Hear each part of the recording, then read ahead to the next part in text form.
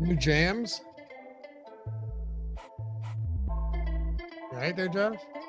Yeah, stretching out the old jaw. You got tinnitus? No. Feel like it with this AirPods in, though.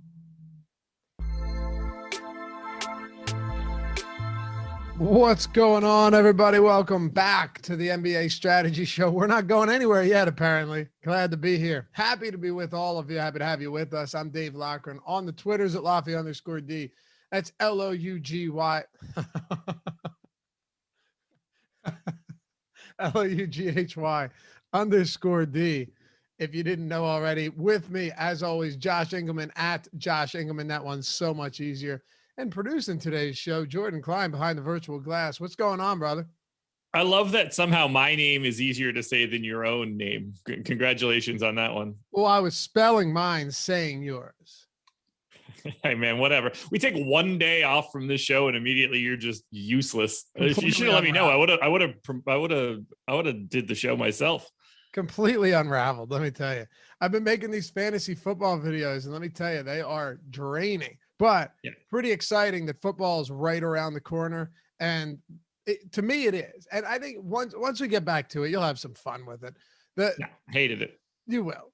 The cool thing about it, though, now at this point, it's like because the basketball season started so late, we're not even going to have much layoff in between all of this. I won't have to talk strictly baseball for more than just a month or two, which is exciting to me personally.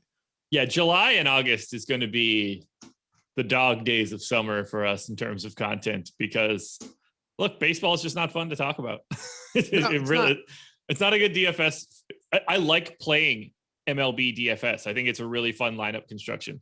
It's not a fun thing to talk about. But it's equally important to watch from a content provider standpoint, because while it might be repetitive at times, you're still breaking down the slate in the same way you would any other sport. Oh, yeah, 100%.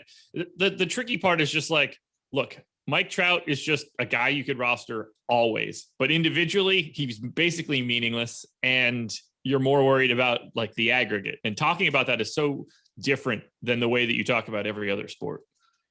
Well, we've finally made it to the play-in games, Josh. We've got Charlotte against the Pacers. We've got Washington against Boston. 2 games tonight, 2 games tomorrow. Then you got a couple solo games, and then we finally jump into the actual legitimate 1 through 8 seed postseason. Today, you've got 2 games that should be interesting. They're both projected to be competitive, right? 2 and 3 point spreads respectively. I'm looking forward to both of these, and I've got some decent betting leans on both of them. There are some injuries to talk about. I'm not sure where you stand on the Indy side. My assumption is most of these guys are active, but aside from that, 2 good games. And I think I don't look at Boston right now. I don't look at Boston as like, oh man, 2-point favorites, but they should win this handily. I don't see it that way. And I don't see Charlotte as a team that gets blown off the court by a Pacers team that struggled pretty mightily all season either. These could go either way. Oh yeah, they are, pretty close to coin flips on both sides. It's fully up in the air for today, which is fun. It's nice to see. Yeah, it is. Well, hope you guys had a great weekend. We had the day off of shows yesterday, still working, but off of NBA shows. And now you only got 2 games today, but we got a ton of stuff today. You still got NBA Deeper Dive live before lock tip-off show, MLB strategy show coming up at 11 o'clock, PGA strategy show, NHL strategy show. So even when we are just in the MLB season, you're going to have golf, you're going to have MMA, you're going to have all of that great stuff. We're not going anywhere. I'll tell you that much. Anyway. Did you guys watch the UFC pay-per-view on Saturday by any chance? If you're asking me, you know the answer to that. Oh, I didn't. You're with a group of guys at a house. So like that's a kind of a decent thing to get if you're just crushing beers. Yeah, we were at a cabin though. Like but a late, you know, late pay restarts at 10 o'clock at night. What else are you doing? No. I'm saying it was kind of bare bones in the sense that like I don't even think I could have ordered it. You know what I mean? Oh, okay. That's way different. Either way, you missed a fun card. Yeah, I heard. I don't even know if we turned the TV on at all. It was just one of those weekends, you know, you playing washers, cornhole, taking the boat out till midnight, that kind of stuff. Enjoying the outdoors for the first time in a while. Gotcha. Now we can enjoy the outdoors with no masks. Yes. Well, you can. So I didn't know people were wearing masks outdoors. Yeah, like, people are wearing them everywhere. Now that is beyond me. We don't have to have that discussion, but you know, that part was real crazy to me. I was not wearing that bad boy anywhere outside, no matter where I was. I get if you're in like densely populated areas, maybe, you know, you're walking through Times Square or something, but yeah, dude, I live out in the suburbs. You got me fucked up if you think I'm walking my dog with a mask. You know what I mean? That's crazy. 0% chance that I was ever putting it on outdoors. No. I want to breathe, baby. You go inside, you put it on, you be respectful, you protect yourself and others. You go outside, you take your mask off. Come on. You know, that's all. But I went to the grocery store for the first time without a mask on yesterday. It was nice. Was it liberating? It kind of was. I got to work out without it yesterday for the first time. And that was a very different experience. Working out with a mask just seems absolutely awful. It was not fun. No. It was not fun. Were you just wearing one of those like surgical masks, or did you have one with a respirator on it? I needed a respirator. Now I wear, what are they called? Gaiters? They're harder to breathe than the regular ones, man. I tried that at first. They're miserable. Yeah, but they don't fall. Like I don't like messing with it with my ears and stuff and moving all over your life. Like once it's there, it's there. I can't wait till we never have this conversation again. What? COVID-20, baby. It's coming. It's coming. Anyway, we got 2 games to hop into. I'm looking forward to these. Some of these short slates you can actually get an edge on, and that's what we're here to talk about. We'll have shows throughout the entire day too, in case we miss anything here. And again, I think we'll definitely spend some time on some betting stuff as well. The props are already out. These games have been on the schedule, right? There's nothing else. We pretty much have a good idea of what the injuries look like. And if Vegas is any indicator, Josh, they wouldn't be putting Domantas Sabonis props up and a bunch of these other props up if they didn't expect them to play. Yeah, I have everybody in for Indy right now outside of Jeremy Lamb, who's like properly out. Ready to dive into this? Yeah, let's do it, man. Hit that thumbs up for us if you haven't done so yet. The season's over, but the postseason is just beginning. And as you can see, there's still going to be huge contests everywhere. Hopefully we can give you the best information, get you ready for those every day. Make it a part of your routine. You jump in, you hit that thumbs up. You don't have to think about it ever again. And you make us happy on the other side of the stream. Subscribe to the channel too. If you haven't done so, subscribe. If you hate it, you never have to hear from us again. Like if you decide you've made the worst decision of your life, just click unsubscribe, right? Won't show up in your feed anymore, your recommended feed, your browser, any of that stuff, your search feature, none of that. Gone. Forget about us. But I don't think you'll want to. And it's free content. So help us out. We'll help you out along the way. Hit that notification bell. And if you want to join the channel, get those emojis, get the badges, get some perks along the way. It's $2.99. Go ahead and do that as well. I got my badge. I had to pay for mine, as a matter of fact, because there's no way in the back end that I can just go in and do it. So yeah, I know. I tried to give myself one. I couldn't figure out how to do it. Nope, doesn't work. You got to buy it. I'm happy to do it though. Happy to support us. Charlotte, at Indiana. Yeah, we're up. I mean, that's out the window a long time ago. Charlotte Hornets +3, 227 total. Gordon Hayward and Cody Martin both out. Gordon Hayward hasn't even taken part in like contact activities yet. I'm assuming they were hoping he'd be back by now, but that's not the case at all, Josh. Cody Martin's sidelined too. Only 3-point dogs against the Pacers team that we've discussed often, playing at a very fast pace. Not a good defense, and that defense only got worse after the 18th of April when Miles Turner went down. They are 4 points per 100 possessions worse defensively without Miles Turner. That's not insignificant. No, not at all. This is a really nice spot for Charlotte. And obviously this game is wildly important because the loser just goes home. Their season is done. So there's a different pressure in Hornets Pacers than there is in Wizards Celtics, because no matter what happens in Wiz Celtics, the loser of that game is playing again. Whereas Somebody's going home today. So that's added intrigue. Is kind of fun. This Charlotte team looks damn good today from a DFS perspective because their salaries are all pretty manageable and they've got enough guys that are going to be playing significant minutes. And the guys that are playing lower minutes are kind of decent point per minute performers. So LaMelo today on FanDuel is 7,200. One of my favorite plays of the day, showing up in the optimal like 60% of the time. He's just so cheap. He's 8,100 on DraftKings, so I don't like him as much, but he's still fantastic. I have LaMelo, Terry Rozier, Miles Bridges, Devontae Graham, Jalen McDaniels, and Cody Zeller, all 30% or higher to be in the optimal today, with Cody Zeller at 4,700 being the best play coming out of DK. And that's because we don't have any value. Whatever you guys think we've been looking at over the past 2 weeks of the NBA, today is the exact opposite. There are no pay down options. That's not really the NBA, if you think about it. You know what I mean? Yeah, no, it's not. There's no value. There's no pay down. There's no 3K guys that you could roster that are like good-ish plays. Like Cody Zeller's 4,700. That's about as low as you're able to go today. And that makes lineup construction a lot different when obviously we're going to get to Russell Westbrook in a bit, but his price is a lot different when you can't fill out the rest of your lineup with 4 guys under 4K. So right now, I love the value of Charlotte given the pace up spot against Indiana. The problem is sifting through it is a little bit more difficult on DraftKings. On FanDuel, I think it's pretty clearly Ball, Rozier, and Bridges as the 3 best plays by a mile. On DK, though, it's pretty murky. It's funny, isn't it? DraftKings waits till the end of the season to jack Russell Westbrook's price up to where there's actually not any value. But when there was value galore and you could play anybody you wanted, he was $11,000. Yeah, like Malik Monk is 3,300. Could Malik Monk play 24 minutes and be like a value play today? Yeah, absolutely. He could also play 10 minutes today. The value that exists in the sub 4K range is questionable in terms of playing time. And that's where it gets scary. And you're taking those shots for sure if you're playing in large field stuff, but there's no confident value today.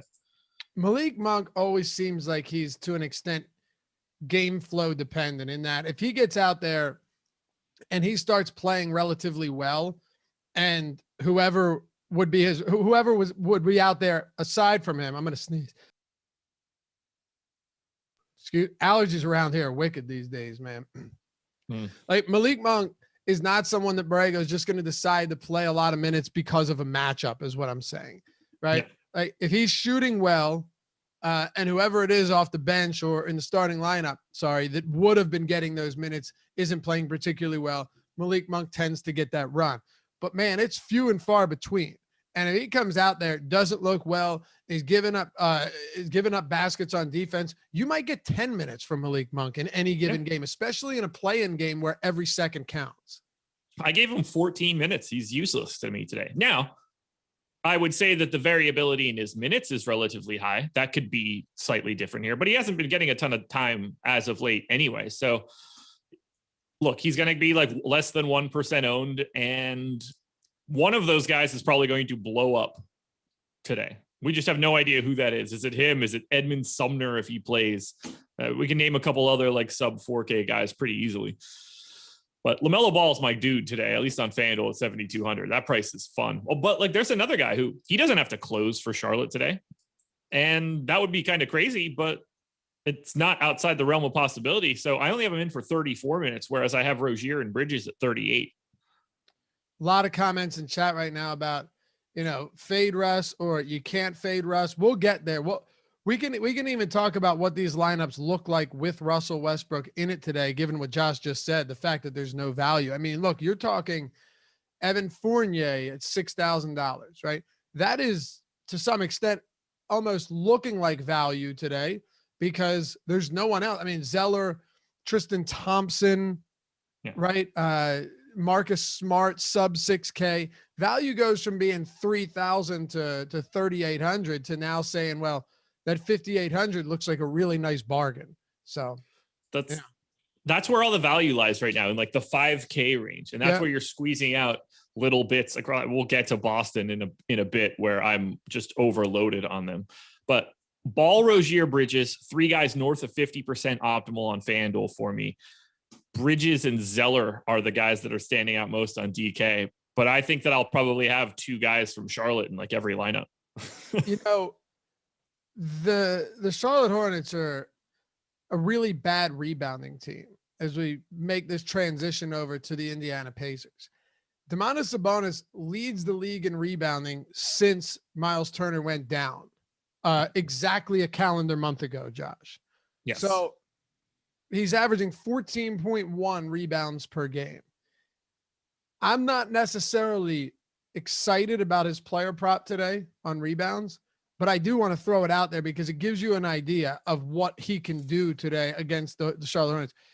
He's juiced to the over -120 at 13.5 rebounds. So it's a pretty significant number for a guy that has been, the front court Russell Westbrook recently. He's +240 to triple double. Now, mind you, I know Westbrook has been -400, -305 to triple double. +240 is still a really, really good number to triple double. Like you have to take Russell Westbrook out of the equation entirely, right? And look at this in a vacuum, or at least have some context to what other players would look like in this scenario. Like Giannis would probably be +350, +400 even in most spots. So +240 is huge. Domantas Sabonis is questionable. I don't see any reason to believe he doesn't play. 44.5 point rebounds and assist prop, which is another really nice number. And I don't know, do you have Brogdon in today? I'm assuming you do. But I do for right now because it doesn't matter and it's too complicated to not project him in. But I mean, he hasn't played in a month. No, and that's the thing, right? Unlike guys like Aaron Holiday and Edmund Sumner and stuff like that, where I think and Domantas Sabonis, where I think they just play. Like, Brogdon's actually been dealing with a legitimate hamstring injury, and he hasn't played since late April. So I get that he's questionable, and you may have the argument, well, they're just saving him for the playoffs, for the play-in round. Yeah, maybe. But when you haven't played a single game in 3 weeks, I have some reservations about whether or not you're going to be active tonight. And even if he is active, how much can he play? Can he be because here's the problem. At 8,700 on DraftKings, it doesn't matter if he plays or not, because you're not going to play Malcolm Brogdon coming off of this injury at that price tag. He's not going to be owned, and he shouldn't be. He's 7,300 on FanDuel. If he gets like 32, 34, 36 minutes, he can be a real problem in this spot. You can roster him on FanDuel and it's not crazy, especially having to roster two at every position. So on FanDuel, the Brogdon news is important. On DraftKings, it's only important because it unlocks other potential value. So I guess the question now is, if Brogdon plays, we already know that Caris LeVert at 8,600 is, pretty unattainable there. On FanDuel, you've got Brogdon at 7,300. Caris LeVert's at 9,200. Yeah. What do we do with Sabonis if Brogdon plays today? He's 10-3 on FanDuel, 10,000 on DraftKings. He's been a legitimate triple-double threat every single night. I mean, if he goes out there and gave you 25, 15, and 15, you wouldn't bat an eye at it because he's done it before. No, so this is where it gets really interesting. So he's 10K on DraftKings, and I think he looks really good. I've got him projected for north of 50 fantasy points. I've got him playing 40 minutes. Those rates are going to go up if Brogdon happens to get ruled out or something along those lines. This is where the balance comes into play, because the price tags on these guys matter a lot more today than they normally do. And we've got someone like Sabonis, $2,400 cheaper than Russ. And to me, that matters a lot now because we don't have enough to just get Russ in. So that makes Domantas Sabonis look significantly better. It makes Jason Tatum look significantly better because that savings, you now kind of need that savings. And if Sabonis is relatively close to Russ's output, or if Tatum is relatively close to Russ's output, it's going to be really hard to get two high-end pay-ups without having a lineup that you truly hate. I don't know if Russ beats both of those guys that frequently, and that's what's slowing me down. So I do like Sabonis quite a bit. Shows up in the optimal about 40% of the time on FanDuel, and I think I've got a relatively pessimistic projection on him too, about 25% on DK. He's definitely my favorite option coming from Indiana. O'Shea Brissett looking pretty solid. His minutes can go sort of any direction. And I really still don't mind paying up for Caris LeVert, 9,200 and 8,600, because even though he is overpriced for himself, he still makes this slate work a little bit better. And he still has a relatively high points, like raw points total, that I think can still be a part of optimal lineups. Tell you something interesting about Sabonis too, and I agree with everything you just said.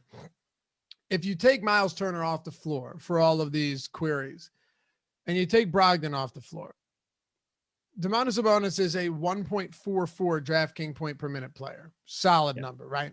That's an elite number. He has a 23% usage rate in that situation. His assist rate is 32.5%, and his rebounding rate is 18.5%. If you put Brogdon on the floor with Sabonis, his usage rate actually goes up and his assist rate goes down, but his per minute production stays almost the same at 1.41. So really, he's just compensating for Brogdon being out by being more of a facilitator and actually a shot less. And we have a decent amount of minutes here as a sample, but his per minute production doesn't change that much. So if Brogdon's in today, coming off a 3-week hiatus, right, where he could potentially be limited if he plays at all, I'm not going to look at that as a way, as a clear sign that I can't play Sabonis. No, not at all. I'll like him one way or the other, whether Brogdon's in or out. You'll feel more comfortable if he's out because you just know he's going to be more involved, but he's going to be involved one way or the other. Like it just means that guys like Edmund Sumner and Justin Holiday are going to be less involved if Brogdon is in. Yep. Sabonis is nothing's changing for Sabonis. Is there anything else here that you want to talk about for the Pacers? Because it gets ugly if Brogdon returns to this lineup and everybody else, in a sense, is priced up for Brogdon being out. Like TJ McConnell, let's say Brogdon's been in this whole time. I guarantee you TJ McConnell would be a guy in the postseason that we're at least looking at 4K, because if he plays 20 minutes, sometimes he can give you 35 fantasy points. He's $6,200 on DraftKings right now. 6,900 on FanDuel. That's crazy. Crazy. So the guy that I think is in flux the most here is probably Doug McDermott. It wouldn't surprise me at all if he fell into 30 minutes today. I have him at 20 for right now, but I think he's got the biggest fluctuation in minutes, and he's 4,700 on FanDuel, 4,400 on DK. Wouldn't shock me. Any sort of minutes amount that he plays in between 18 and 32, I think is realistic. Coming in somewhere in the middle of that is probably your best bet. That's a guy that I think could end up being a sneaky value play in the long term. You need to get those minutes right. Whether it's Justin Holiday getting additional run, Doug McDermott getting additional run, who knows? It could be Edmund Sumner. Sumner would be a sub 4K guy that you could get to. That's the direction I would be looking to for Indy. Who is the guy that outside of their main core that picks up the additional run? Because someone's going to do it. What happened to the Awesemo badges? I don't know. They look different. That's one word for it. Huh. Yeah, they look different. If that's a change that we made, we should change it back. Yeah, you could tell what they were before, you know? Yeah. Yeah, I don't know. I don't like it. Jordan says, yeah, they changed it. I kind of like them. I guess on my screen right now, though, I just can't really see the Awesemo. No, it's they're illegible to me. Mine is gold now as well, which is kind of cool. Anything else for the Pacers, or is it mostly just waiting on? Well, I hold on. Actually, let me throw this out there. This is really important. If Brogdon doesn't play, right? Like, we got to tackle this. If Brogdon doesn't play, do we pay for TJ McConnell with Sumner questionable, Holiday questionable? Obviously that plays a role, because McConnell, when all those guys were out, ended up playing 40 minutes. And that was in a game, right, where which one was the game? One of them was a game where maybe Milwaukee, right, where everyone was out and he actually left before halftime and then started the second half and still played huge. Yeah. 45 minutes, then 31, then 40. So, like, depending on what we get here, and I think both Holiday and Sumner play, to be honest with you, but if one of them doesn't, does TJ McConnell actually make for a decent low-owned option, just given his upside? Yeah, probably. I mean, you're giving him north of 30 minutes. He's a great fantasy point per minute guy when he's out on the floor. So and steals are clearly his MO. He's certainly in play if Brogdon doesn't play. But I would still rather get to Sabonis and probably LeVert. Sure. I guess the only interesting part for me is that he's so expensive that no one's going to look there, even though he's a +1 fantasy point per minute player. Yeah, you would never think that he was. That's how big many like defensive stats this dude gets. Anybody else here if Brogdon's out? I don't think so. Look, Edmund Sumner's the wild card there because he picked up a lot of time throughout this season. He played 30 minutes on May 8th. Like, that's not all that long ago. He was the guy that was soaking up a bit of extra time. So if this breaks correctly and somehow Edmund Sumner is in the starting lineup, he becomes the value play du jour. Okay. We got to pay attention to that stuff, given that there's no value out there right now. Yeah. It's going to change a lot for tonight's landscape. Washington and Boston, another one to touch on here. Before we do, though, we still have the Gold Rush promo going on. I don't know what you're waiting for. If you haven't subscribed yet and you want to check out what we've got going on, this is a perfect way to do it. I believe it's actually the first all access promo we've done since New Year's, because I know we've done PGA, we've done MMA, we've done NBA, but this is everything. You use the promo code Gold Rush, you get 25% off Awesemo Plus Platinum for the entire month, right? It's good through the 20th of May, only a couple days to go, the entire month. Call it Gold Rush, all one word, because you've got NHL playoffs, NBA playoffs, baseball in full swing. You've got PGA, you've got MMA. I mean, shit, there's a million different sports right now. You get all of them, all of the tools for them as well. Ownership, top stack tool, top player tool, which are top fighter tool, top driver tool for NASCAR, all of these. I mean, just check them out for yourselves. There's some of these words and these names might sound strange to you. Don't know what they are, but they're built by the #1 ranked DFS player, used by him as well. Alex Baker, Awesemo himself, for a reason. These are tools that I never considered using until I came to Awesemo. And they definitely have changed the way a lot of people play DFS and their success as well, especially given that they learn to play new sports without actually knowing the sport first. They learn the sport through the tools and essentially understand how to use these tools and how to win without knowing everything about a sport. People think they need to know everything about a sport when they come in to win. You absolutely don't. Anyway, check it out. Gold Rush, all one word. That's everything we have, all of the tools on the site. Player projections, ownership, the premium Slack channel, and the office hours in there where you got our pros answering questions and helping you better your game, lineup builder, and a whole lot more. Through the 20th, Gold Rush, go to awesemo.com/promos, and it's right there. Click on that. Check it out. Get 25% off the whole month. All right, Josh, Washington and Boston. About to get interesting, fella. 232.5 total. Celtics laying 2 points at home. Jaylen Brown done for the year, which, I mean, what a huge loss that is for a team that struggled all season long. Washington, on the contrary, gets Bradley Beal back. So you've got Beal, you've got Westbrook, and then you've got a bunch of nameless players that maybe can give us some decent numbers today, like one Davis Bertans. We'll start it off with Russ. Let's really try and do what we can to figure out whether or not, I'm not going to say it's feasible, but whether or not it's optimal to be going heavy Russell Westbrook today, who we only have projected for 20% on DraftKings at 12.4. And on FanDuel, he's down there at 17.8% at $13,000. Oh, no wonder I'm not getting the ownership. I'm still on the stupid early slate stuff from Sunday. I have the tab changed. God damn, stupid NBA. I was like, what in the world? I don't have any of this. I didn't even allude to ownership before because I didn't think that we had it. Yeah, we've been updated, man. We've been updated for an hour. Yeah. Yeah. Well, I was. I had to go to. I did live before lock on Sunday, but we didn't have the ownership in the same spot. It was an early slate, so I changed my tabs, never changed it back. Son of a bee. Thumbs up for Josh not knowing where he is this morning. Oh yeah, you couldn't even spell your own name. How are you gonna point me out for something like this?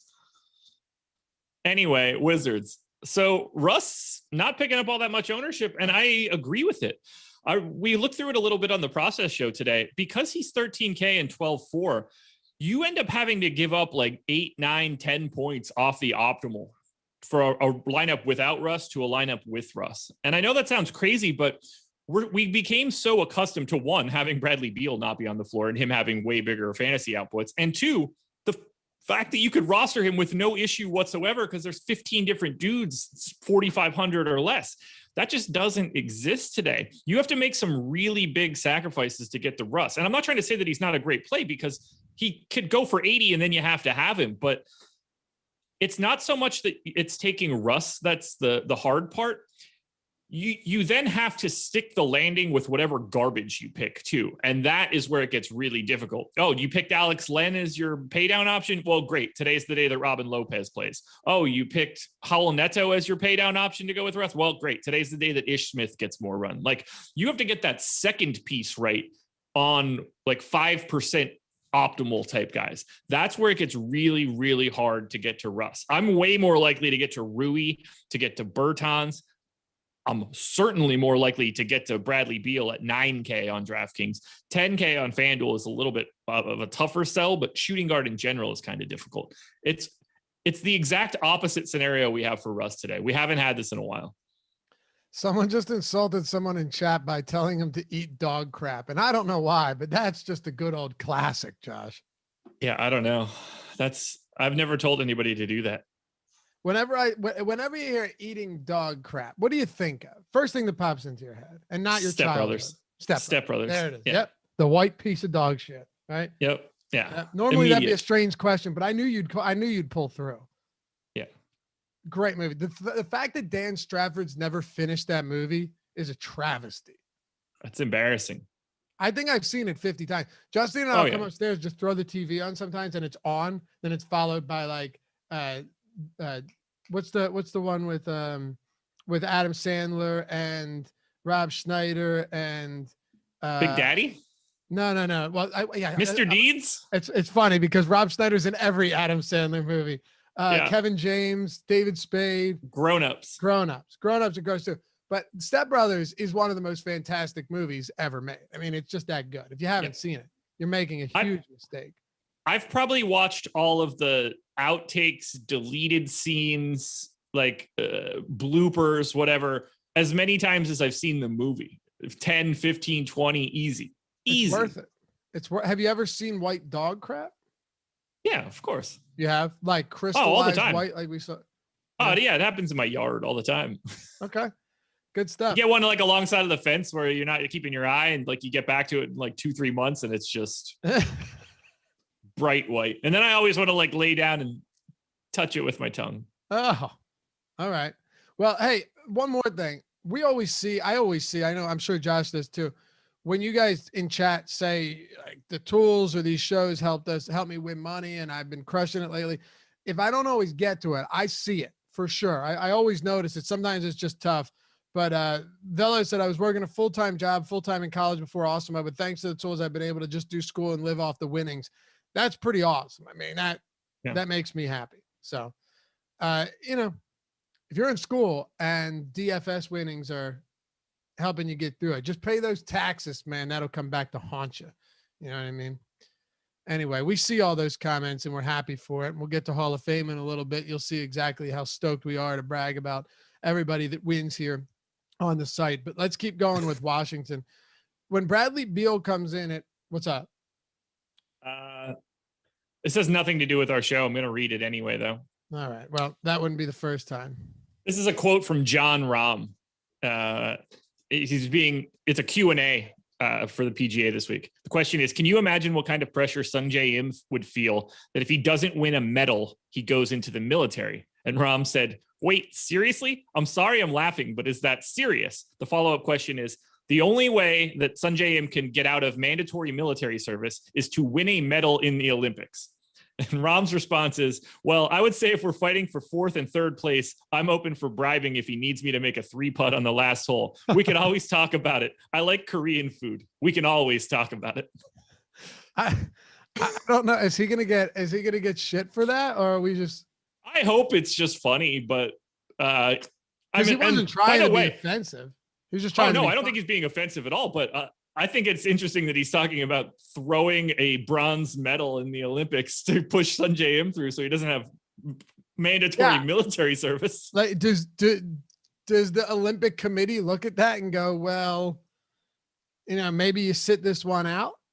By the way, I would absolutely throw those strokes for him. For how much? Korean food? Free? I'd be like, look, man, you just got to buy my drinks while we're on tour for a while. Yeah, I mean, I think what he was doing is saying, "I'll look out for him." Yeah, I agree.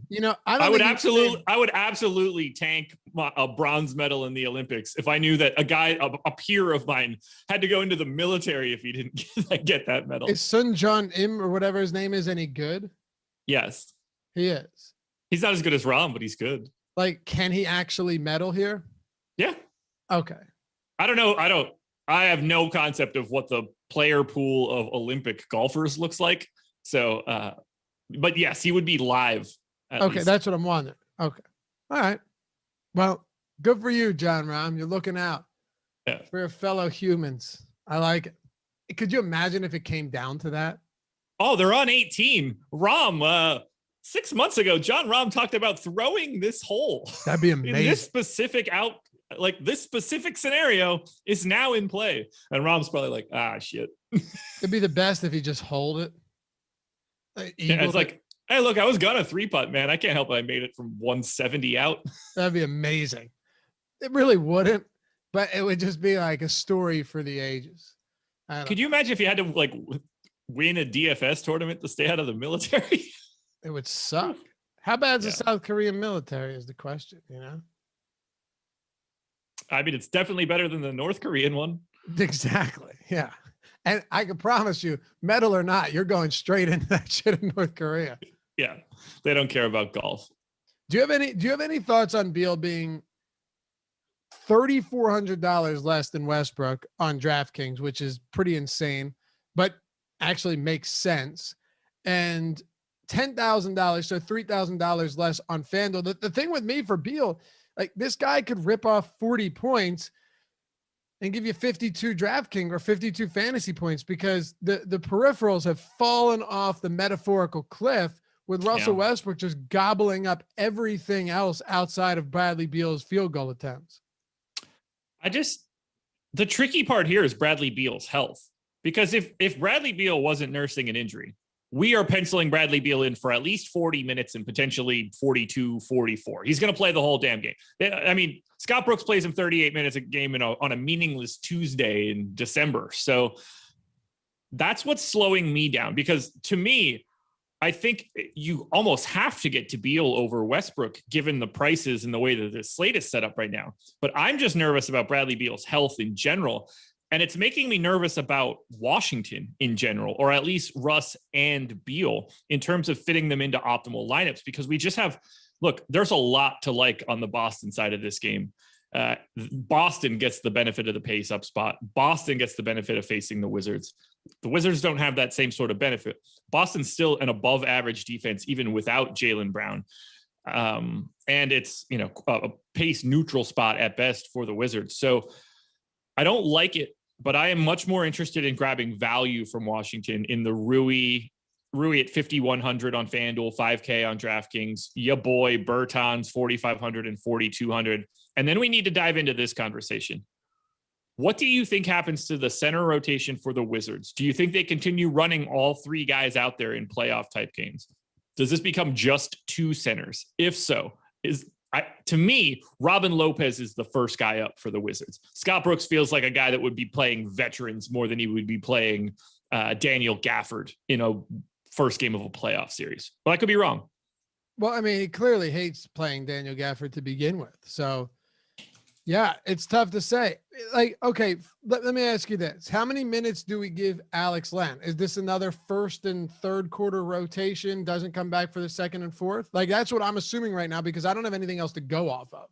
I split the minutes 16, 16, 16 for all three for right now, because I don't know what else to do. Now, I think if Robin Lopez starts, I think he starts to look a little bit better, and he is 3,100 on DraftKings today. That is where the value starts to pop up. And we've got Daniel Gafford projected for 20% ownership, Alex Len projected for 19, and Robin Lopez projected for 18. Even the ownership is just like, well, shit, we don't know.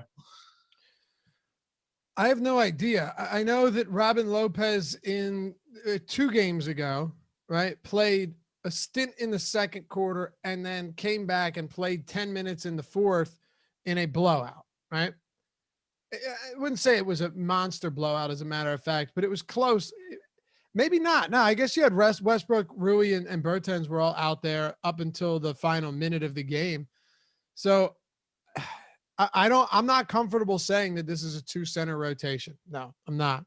Yeah. I'm not comfortable either, but it wouldn't shock me. You normally see rotations get trimmed. And that's the natural place to remove one of these guys. Yes and no, right? Here, let me play devil's advocate here. Yes, when you have options that are just like markedly better than the other options, and your bench players are only in there to kind of alleviate those extra minutes. When it comes to this center rotation, does Scott Brooks look at any of these guys and go, man, he is much better. He deserves more minutes today? I'm not sure that's the case. He might just be working with what he's at and patchworking this center rotation until the end of the year. And if that's the case, no one really stands out from the pack. Let me continue to mix all of them in. The craziest part about today, and I don't disagree with anything you're saying, I have no feel for it. This is the center position on FanDuel today.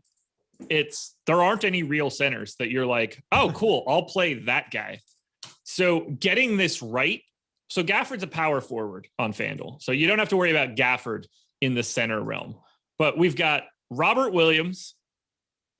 If you have any concept of how many minutes he's going to play, good luck. Cody Zeller. He could start. He could not play at all.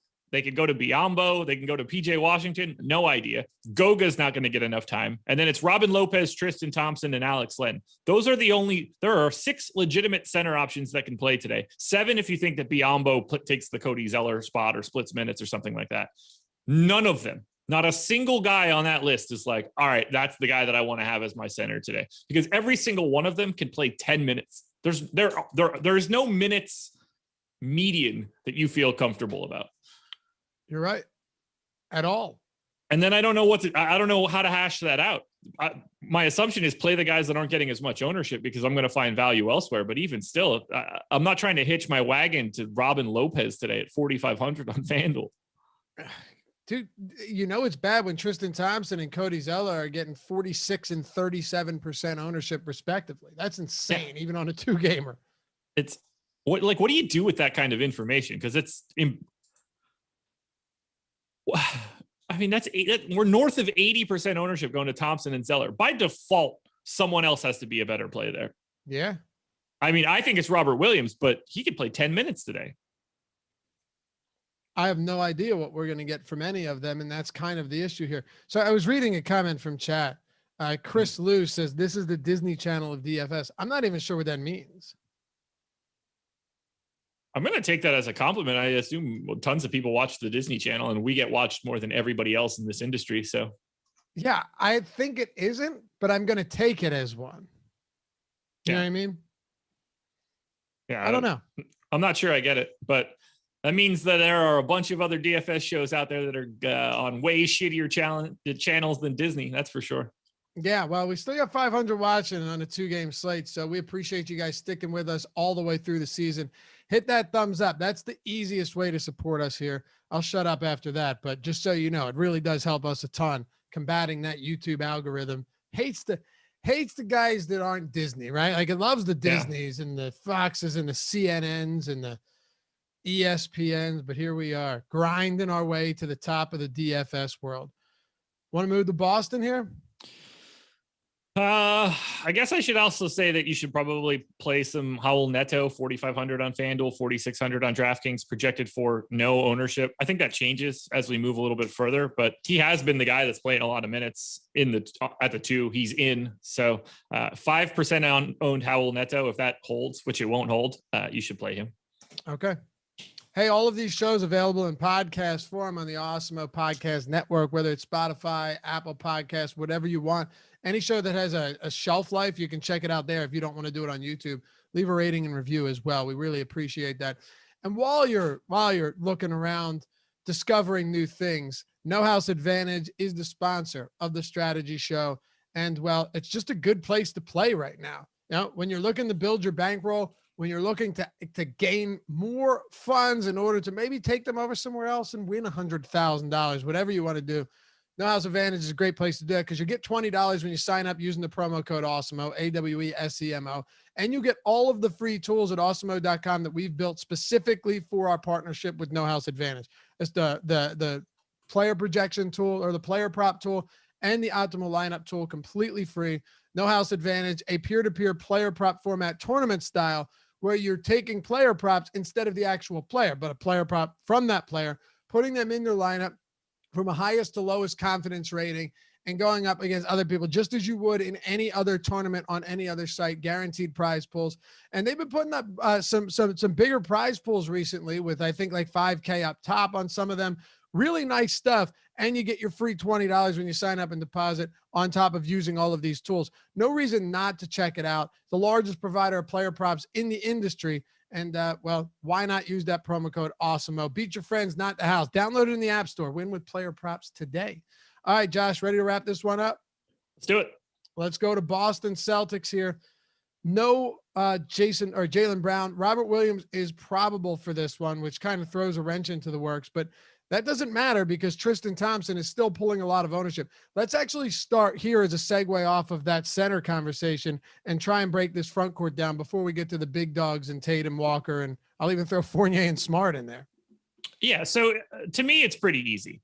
If Tristan Thompson is 46% owned on FanDuel and Robert Williams is 5%, or on DraftKings where it's 38-3, Robert Williams is unquestionably one of the best GPP plays you can have today, because if Tristan Thompson gets into foul trouble, if Robert Williams happens to just see 18 to 22 minutes, he's one of the best per minute fantasy guys on this entire slate, not just Boston. This matchup is perfect for it. If he gets those additional minutes, I already read off the potential centers today. You're not giving up on Joel Embiid or Jokic or Rudy Gobert or something today. No, that it's garbage clear across the board. There's no way that Tristan Thompson is outscoring him 10 out of 11 times that they do this. So that ownership is just fully broken if you're playing large field GPPs. That is the ultimate way to get different. Now, Robert Williams could just as easily play 10 minutes today and be totally useless. And if Tristan Thompson plays 30, he's going to look really good. I understand why he's getting the ownership. Tristan Thompson looks like a fantastic cash game option because he's one of the few guys that you can pay down for. But just on this Boston team, you have a very natural pivot in GPPs. Sold up 1234 with the super chat. Thank you, man. Says, can't wait for Florida to F up DFS today. Where did we get that super chat? I don't even see it. Just popped up. Ah, there it is. I wasn't there yet. How would Florida F up DFS today? They have some sort of like vote where it would ruin DFS today. Oh, okay. I thought he was talking about the NBA games. No. It might like not exist, which is ridiculous for a state like Florida. I was just gonna say, I mean, the liberties, generally speaking, that you have in Florida are vast. Why take away DFS? I don't get it. So it wasn't us that you and I weren't talking about Florida over the past couple of days, were we? I don't know. I guess I was probably talking. I was probably talking to Jason Floyd about it on Saturday. So like the Native American, I don't know. I hope I'm using the right terminology there. Like the Native American population in Florida kind of runs the gambling in a way. Like they've got a lot of tribal casinos. And I think that is where the apprehension of expanding the gambling platform in Florida, they don't want that sort of revenue stream to go away.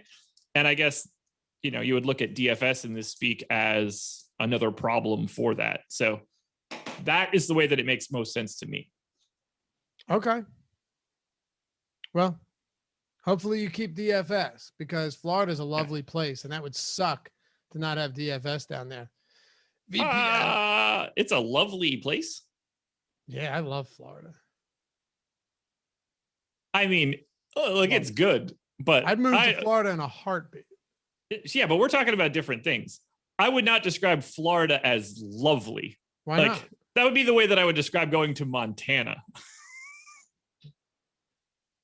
I would describe Montana as beautiful, gorgeous, scenic, maybe. Yeah.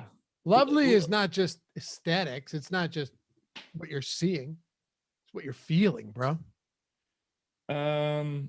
The definition of lovely is exquisitely beautiful. That is not Florida. But it's just not. It's not. That's wrong. That's wrong. I don't take that as fact. I don't accept that definition. Delightful for beauty, harmony, or grace. We're going to go ahead and say no. Yes. Right. Graceful Florida is what they normally call it. Let me say something. All right. Your wife, this is might call you lovely, but look at you. You're a hog. She would never call me lovely. I'm the Florida fucking husband. But she might. That's what I'm saying. Like, you might call your spouse, oh, what a lovely person they are. Yeah. But you look at them and you say, well, by Josh's definition, that's the furthest thing from lovely. Yes, I would. No one could ever call me lovely because I would be the physical representation of Florida. She is Montana in this scenario. Oh, okay. I'd love to go to Montana. My buddy's in Montana right now for 2 weeks out there just doing stuff. Idaho as well. God, trying to get out there, man. But anyway, lovely. I just want to go to the Yellowstone, man. That's it. That'd be awesome. That's coming back very soon. I know. Dude, I'm so pumped. Can't wait. Sold up with another super chat. So basically, DFS is not illegal or legal here yet, but they're trying to regulate DFS because the Seminoles want a hand in it since they control 60+% of the gaming or gambling in state. Hopefully they work it out. Wow. That's significant. Josh. Yep. We've gone a long way for a 2-game slate. I'm hardly surprised. And God, it makes me happy that 540 people are watching this absolute nonsense. But we're still hitting on every single game, every good play, breaking down the strategy for this slate. We'll close it out with the main players, really, from the Boston Celtics. Tatum gets another game without Jaylen Brown. So does Kemba Walker. No one's on the injury report here. And Evan Fournier is right now projected to get more ownership than any other player on DraftKings. Now on FanDuel, it isn't Evan Fournier, but it is a Celtic at Marcus Smart weighing in at $5,700. Okay, so I think Fournier is getting a little bit of a boost on DraftKings because he's shooting guard small forward eligible, and I think that's really helping out. Now, that's not to say that I don't like Fournier. Boston is the best team on this slate by a mile. But Marcus Smart is my number one contender across both sites. He's 5,700 and 5,800. He's going to play monster minutes, and this is what he's made for, this type of game right here. I assume he sees a lot of Bradley Beal. We saw someone in chat earlier say that Smart would be on Westbrook. They would never waste Marcus Smart on Russell Westbrook. That would be just not the way to do this. You try to take the ball out of the hands of the guy that's actually good on offense. Yeah, I said it. So I am locked and loaded on Marcus Smart, but we're not drawing the line there.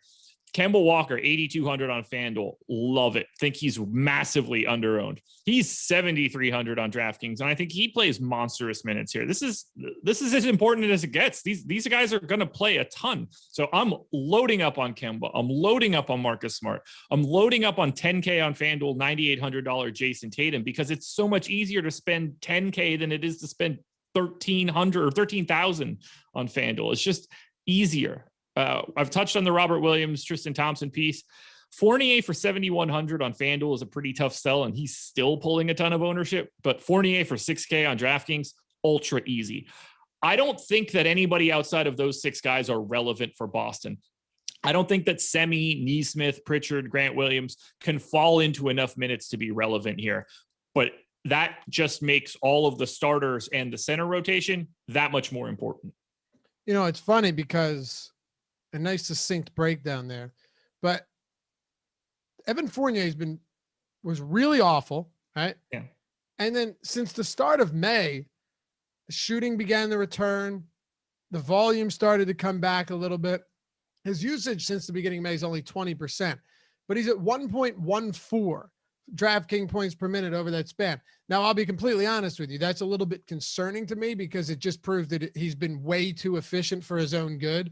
Yeah. But 22% assist rate for him is not bad. No Jaylen Brown now is also pretty significant.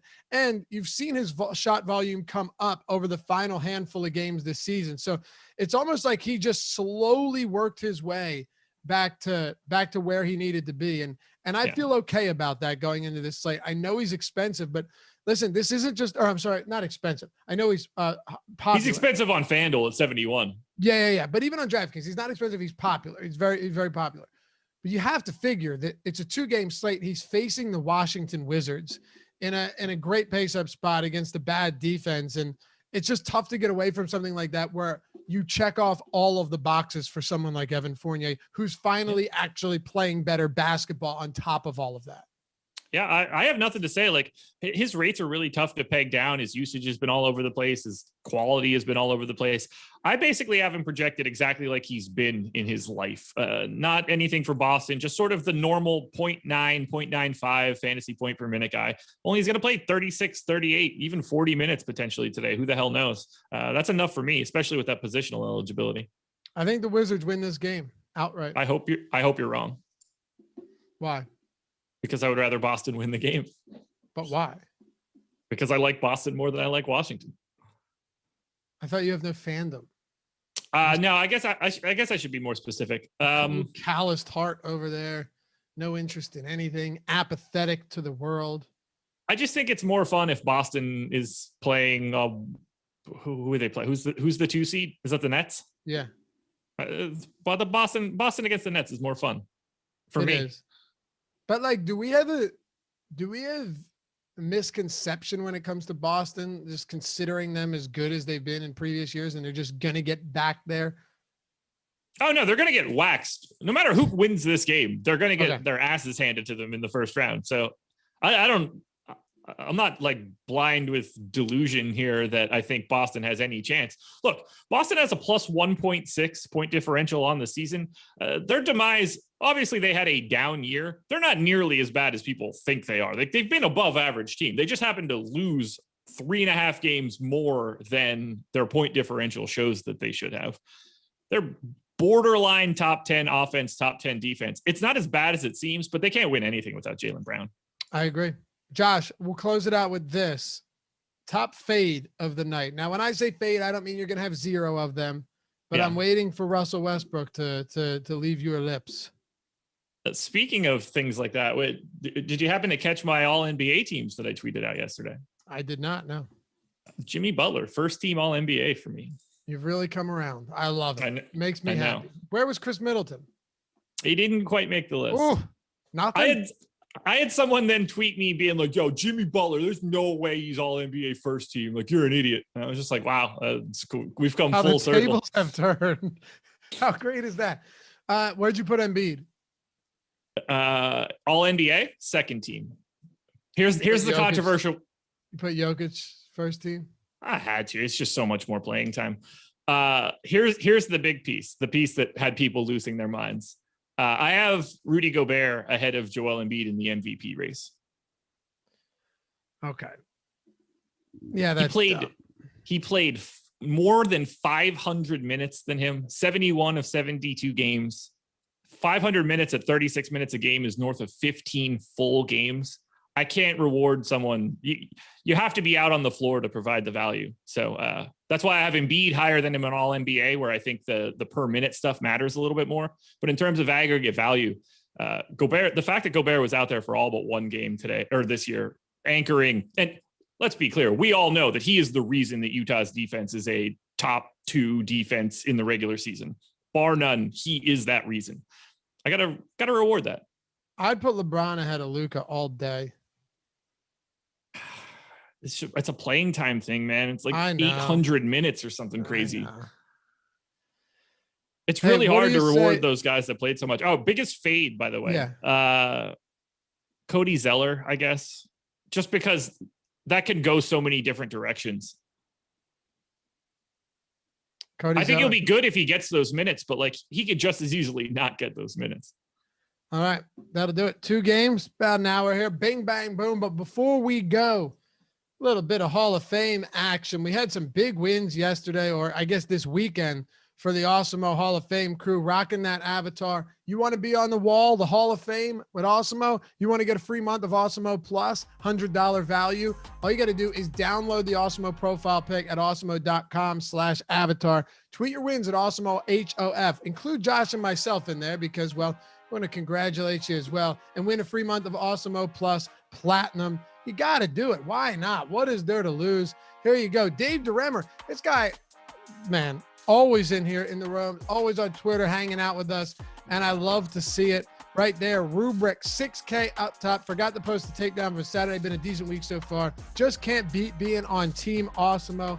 Good stuff, man. I love seeing that. Guys that are in here all of the time, getting it done. Oh, no, I'm sorry. He was down there at 5th, but we had a first place Awesemo avatar too. Still awesome. Congratulations. And he was in there, first? Another one. Okay, 326. What is that, 3,500? So great stuff right there, Dave. What else do we have up here? Matt Butler. The Awesemo tools have been very useful since I found the site years ago, watching the NBA shows on YouTube. Played basically every NBA site since 2015, and it's obvious y'all are the best DFS content provider. Thank you, sir. 4,000 or to first place, which was all, I get these mixed up, which was also an Awesemo avatar. Second place was Matt at 1,500. Congratulations. 0.5 was the difference between $2,500, Josh. So that's crazy. Yo, shout out to our NASCAR crew that does the shows and our NASCAR tools, because you got one right here. What is it? $8,400, fifth place with the NASCAR lineup. Love to see it. And the last one here, as we cue the music to head out, Saleh, been grinding the NBA season, stepped into MLB streets last night. Shout out. There you go. Third place. Congratulations. That is the Hall of Fame. Download the avatar. Tweet your wins at Awesemo Hall of Fame. If you take top 3 in a field of 5,000 or more, boom, you get your free month of Awesemo Plus Platinum. And be sure to check out all the tools we have on the site today that are free, usually behind paywall. Today, they're free. NBA Big Board, MLB ownership rankings, PGA ownership rankings, and the NHL player and stack rankings. Anything before we go, Josh? Keep your eyes peeled. PGA contenders from myself and Ben Raza coming up sometime today, potentially tomorrow morning. I hit another winner out of my 3 bets. That's back-to-back weeks. If you're not watching it, you're leaving money on the table, people. There you have it. Guys, everything else coming up on the site today, you know what it is. MLB Strategy Show is live right now, followed by PGA, NHL, tip-off, NBA, all of that good stuff throughout the day. The #1 DFS provider in the nation. In all seriousness, thanks for watching, guys. We'll keep doing this into the postseason. Good luck tonight. We'll see you back here in a few hours.